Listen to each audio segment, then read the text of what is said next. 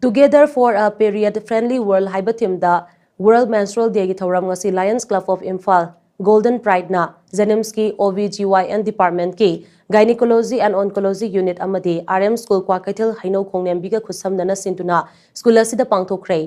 Thauram aduda RM School ki principal Khwairakpam Hillary, Lions Club of Golden Pride ki General Secretary Ranjita Leimapopam amadi Zenimski Gynae oncologist Dr. Helen Kamaina subject expert singwaina menstruation ki matang the awareness pibagaloina na Lions Club of Imphal Golden Pride ki maikaidagi school asigi nupi macha mahiroi singda sanitary pad sing yanthoki. Thauram mari lainana Lions Club of Golden Pride ki General Secretary Ranjita Leimapopam na hai nupi singda thagi khongkak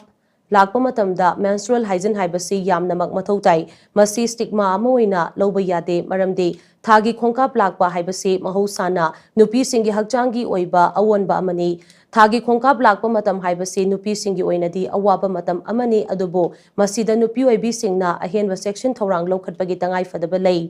karigumba cheksil hodaba tarabadi hakchangi kayat singda infection thoktuna hena serious oigali Maramaduna inkhalakliba nupi macha singna thagi khongkap lakpa matamda ikaibadagi haidoktaba natraga awaba khangjinba phate isana thengnariba awaba nungaitaba pumnamak tamthoktuna akhang ahi amadi ahallaman singa tanagadabani hainasu mahagna makatana fongdoki Nupi na thengnaba khwaidagi problem angang khudingmak na nupi oidi khudingmak na thengnaba sikaino haiba matamda menstrual lakpa matamda akoina nungaitaba mayam ama phawi haksang nungaitaba pok nungaitaba haidokpadi nungaitaba aduna angang mayam singsida ngasi akoina fazana educate tau taragadi tungi future oirakadoba society sibu nupina